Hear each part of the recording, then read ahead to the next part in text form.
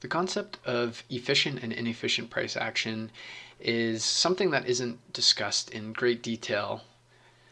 When we're looking at efficient price action, what we would see is a series of three candles. You would see an up move that creates a high, another candle in the center, and a third candle. And essentially a basic explanation is the high of the first candle needs to meet the low of the third candle to be classified as efficient price action. What this means essentially is when price is moving up, both buyers and sellers had a fair chance at access to liquidity to continue the move, because for every buy order there needs to be a sell order on the other end, and for every sell order there needs to be a buy on the other end. Now if we're looking at inefficient price action, we can see that the high and the low of the third candle do not actually meet, which means this candle was pure buying power that ultimately created the move. And what that means is price is more than likely going to have to come back to this inefficient area of pricing to fill any liquidity that was skipped. If we're looking at a down move, it's the same concept. If we have a down move, we're looking at the low of candle 1 and the high of candle 3. These candles should meet in order to balance the pricing and make pricing efficient. Whereas in an inefficient price action, we'll see the low and the high of the third candle do not meet, which means price skipped through any potential buying and we're just offering sells from a volatility or liquidity standpoint. There was just too many buying positions here or selling positions here that made price move too rapidly to efficiently offer both buying and selling to occur. And again, price will more than likely gravitate back to these areas to balance pricing and liquidity. Now let's take a look at a few examples of inefficiency on a price chart. So here we are on the Euro-Japanese yen on the monthly chart. And if I just zoom in at the very beginning, what we can see on this chart, if we're just looking at the pure price action, we can see that price has broken structure quite impulsively. So we can note in an order block right here. And again, this candle was the bearish move before the up move that broke structure, but the next candle didn't engulf, it kind of just ranged within it. So we can actually refine to this candle here. So that's our order block, right? And what we can see is as price begins to rapidly move to the upside, we look at this top wick here and the wick of the candle after that, and we can see that there's this gap between the two candles. This is our inefficiency. What we can see is price, there were a lot of buy orders that were created here, placed here, and what we can see is price rapidly moved to the upside, which essentially and effectively skipped any possible selling that could be done here from a liquidity standpoint. And what we can see now, if I just change the color to, we'll go blue, we can see if we just look at this part, we have an inefficiency. And as price continues to move up, we can also see that we have inefficiency here and inefficiency here. And again, we can denote that from just looking at the gaps from this candle and then looking at the candle after that and seeing do these prices meet effectively filling the price action or the liquidity, the orders that were generated by this candle, were they offered again in an efficient manner? And in this case, no. This wick did not come to meet up with this, kind of effectively allowing buys and sells to be at efficient price action. Now what we can see is price then will rebalance. It'll seek back these inefficient areas in the market to then rebalance and continue. And what we can see here is overall pricing is efficient. The wicks are being met. We get to a top here and we start to push down. And what we can see is we've now created inefficiency here. We've gone down, we've tapped into this block of inefficiency, rebalanced, as well as this block of inefficient price action. We filled this bit of inefficient price action. Then we can see price is efficient, where the highs of these candles are being met with the lows of these candles, and price continues to move. Now, if we're looking at the order block in its own regard, we can see that price did not tap into the order block. It rallied up and then it came down quite momentously to the downside. So a lot of bearish momentum in this move overall, especially looking at the monthly chart. And we can see that price basically just blows through this order block. And the reason for that is because we had this inefficiency here, price tapped into it, and that's what funded this entire move here. So pairing that with the overall momentum to the downside, this just didn't have any more liquidity that was necessary to prop it back up. Now we can use that as we're trading to basically vet out order blocks and use that as a gauge. If we see high momentum in the opposite way, returning back to an order block, and we've already effectively tapped into inefficiency and rebalanced those particular areas of price, then more likely than not, price will not respect that order block. So a key detail to keep in mind. But if we keep moving through the chart, what we can see now is we can see price dropped fairly rapidly. It created inefficient pricing right here and inefficient pricing right here.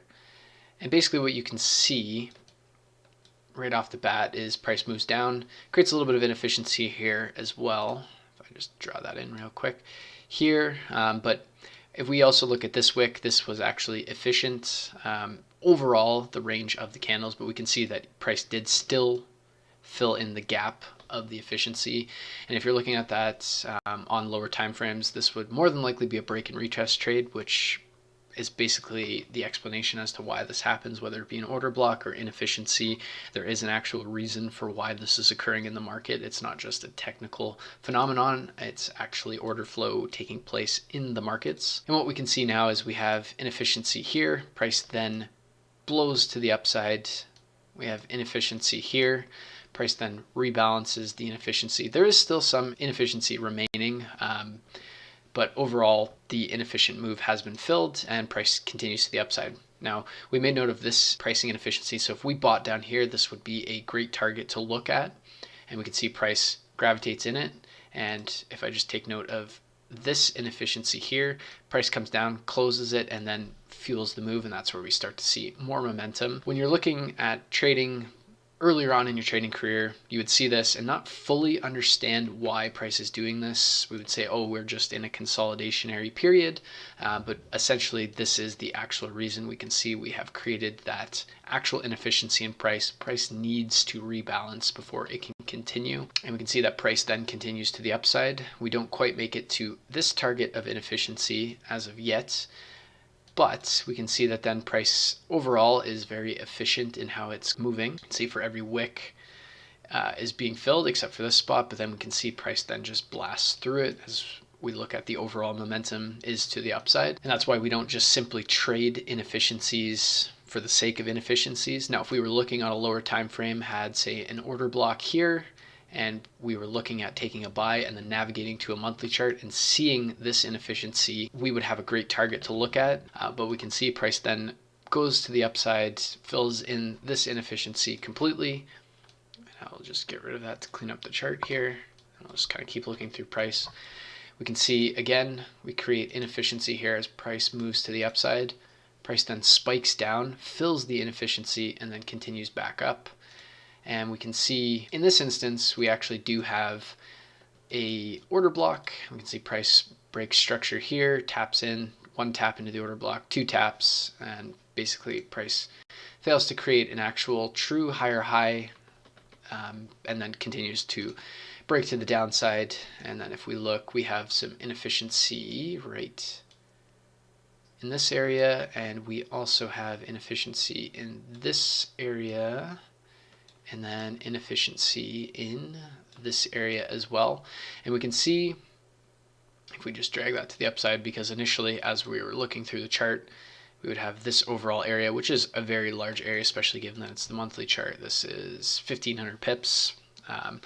As price continues to move up, we know that this is all inefficient price action and that price will likely come to these areas.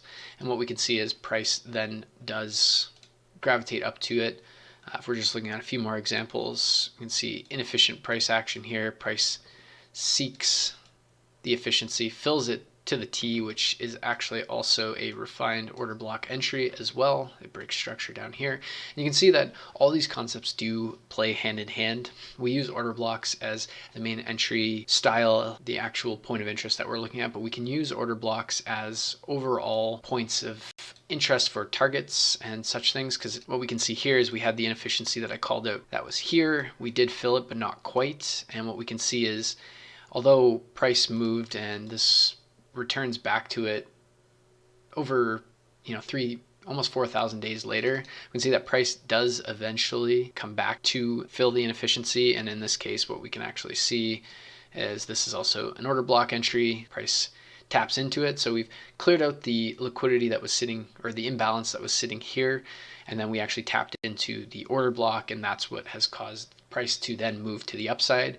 If we were taking buys down in this area, we'd be looking at a few key areas of targeting, and which would essentially be inefficiency here, and ultimately filling the inefficiency here. Now, we don't know if that's going to play out exactly, but if we were to take positions down here on, say, a 5-minute entry, looking at, targeting this inefficiency, that's over 4,600 pips, which could make you some hefty percentage. So you have an overall idea of what to target from a monthly standpoint, of course.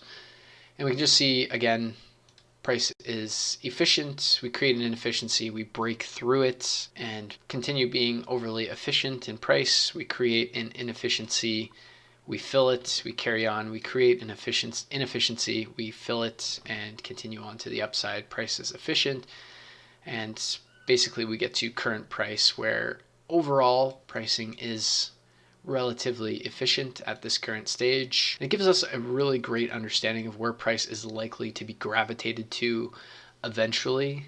It's not saying that it's just going to start blasting to the upside to fill these particular areas right off the bat. We could still tap down, create some sort of point of interest and then go, or, as price we see, we can make a whole new bear trend and then eventually down the line fill these inefficiencies, because what we can see here again is we had small bits that eventually got filled, but this small little bit of inefficiency took well over 2,800 days to finally get there. So it does take a lot of time, especially looking at the higher time frame charts. But what we can see on, say, we'll go down to an hourly chart just for a few more examples. We can see that price just recently, we had a rapid move to the downside. We create inefficiency here and here, and we can see price taps in, fills this area completely.